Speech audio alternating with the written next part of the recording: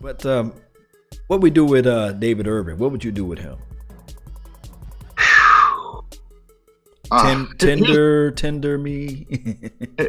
Here's my problem. Here's my dilemma with David Irving. I was thinking about it on the way home. I was driving. I was riding home. I was thinking like David Irving.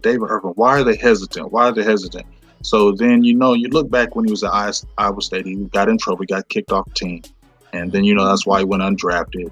But then when you just really look at when they say, I've been looking at articles and saying, well, Dallas doesn't have players that that been in trouble or acted wild or crazy, but it didn't matter because guess what? They produced. So why should David Irving be different? But I think I'm not saying this, but just my deep opinion is that I think why the word is because I wonder if David Irving really loves football.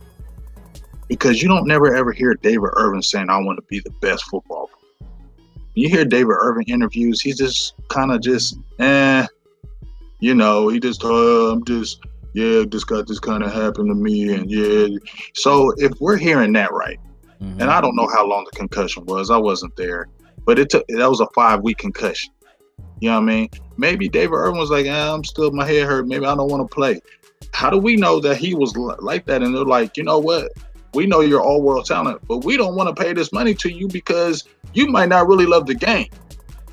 I would be surprised if it was him just wanting not to play at that point, because with him, even though it's like a restricted free agency, basically, it's still a chance for him to make millions more dollars by playing in those final few games and to have a chance at getting into the playoffs still. So I'm still a little hesitant on that. I definitely question his dedication, but I don't know if I would say that he intentionally set out or milked his injury or anything. I don't know. You know what I'm saying? I'm not saying he milked no injury. I'm just saying that if they're hesitant to give him money, and the biggest thing that they've always said about David Irving since he's came to Dallas is consistency. That's the one word they always say about David Irving: consistency. Consistency. You know what this reminds me of so much, and it just seemed like the same song and dance, the same story. Reminds me so much, and this is going to reminds me of the Ron Leary contract. I said in 2016, before that year started, let's just go ahead and tender him, get a second round draft pick from him. You see what I'm saying? And I was going back and forth. I wish I can pull up that tweet. I tweeted out to Mike Fisher, and he was like, that's crazy. You can do this, you can do that, And if you guys remember, in 2015, I think Ron Leary got outperformed by Lyle Collins, and that whole mess or whatever happened. And 2016, I think Lyle Collins started, but he got injured, and then Ron Leary got back in that position. It just so happened that we ran off to a good winning start or what have you. So it's just one of those things where I would be hot as if somehow, some way David Irving just slipped through the cracks and we get really nothing but a compensatory pick from him. Well, let me ask you this, Law. I'm going to ask you this, and Darreck, I'm going to ask y'all this question. Do you think that if, let's say we tendered Irving and got, let's say, a second round or whatever, and he went to another team, do you really think he'll go to another team and be dominant over there for years? Well, you just questioned his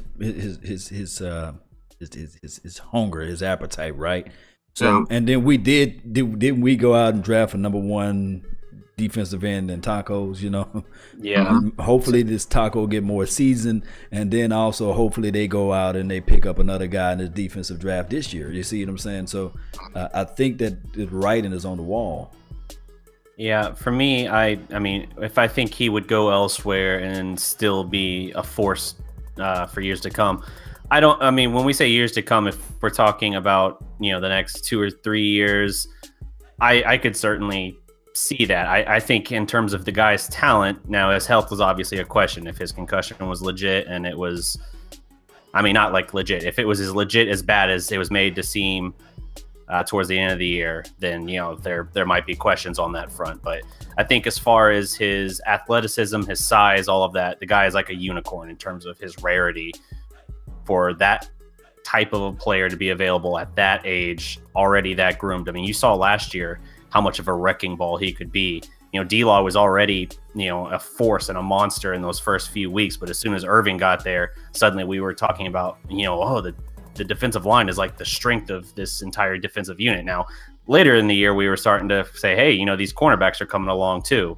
But I really think that you got to have a 1-2 punch. And I think if you're looking to contend right now, it makes more sense to keep Irving than it does to try and develop someone new out of the draft or something like that.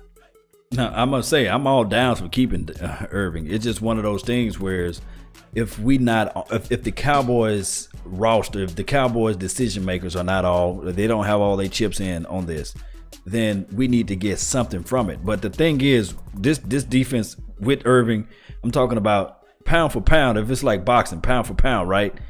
His production when he was out there on the field, one can argue and say it was better than D-Law's. I mean, if you're looking game per game production, I mean, even if you looked at the defensive tackles, I think they had a stat where they had David Irving's stats in the games he played against the top defensive tackles in the league and their pay. And they're making, Fletcher Cox, those guys are making 10. Aaron Donald, they're balling out as far as money and per game. I mean, he was dominant. He only played 7-8 games this year, had 7 sacks. I mean, that was ridiculous. His first game he came in, he had 2 sacks against the Green Bay Packers. You know what I mean? So the dude is all world, and in my heart, I wouldn't want to lose that talent because you just don't find 6'7", 290-pound men like that can just can change a whole defense and just change the game of what you're trying to do. But when you still worry about those dedication things, those things that you can have that talent, but if you're not dedicated to the game, it doesn't matter about that talent. It's been shown time and time again in the NFL and NBA, if you have that talent, but if you don't stay dedicated, it doesn't matter. Right. No doubt. Well, that. Go ahead. Yeah, and I think we've pretty much covered everything on Irving. I just think that for a short-term thing, I still think it's a shot you got to take, even if the guy is a bit of a problem child, even if he's a headache and all of that. I do believe that there is a caliber of player that you will put up with the headaches as much as possible for. I mean, for a lot of his career, obviously, T.O. would fall into that category. Obviously, eventually everyone said, it's not worth it anymore. But let me ask you this, though, Darreck. You say that, but what was one of the biggest things that why they tolerated T.O., why he got contracts? Because he scored touchdowns but they said he was one of the hardest working players on the team, and that's why that's why they tolerated T.O., because he worked his butt off. Some players that you've seen probably in the NFL that you tolerate because they go hard, they don't take plays off, they practice so hard, they are always in tune. So that's a player that you be like, you know what, I don't like you, you get on my nerves, but you know what, I need you on my team because I can count on you every week. I can count on you every week to bring it, and I know you're going to be there for us to take us to the next level. And that's why some players are tolerated.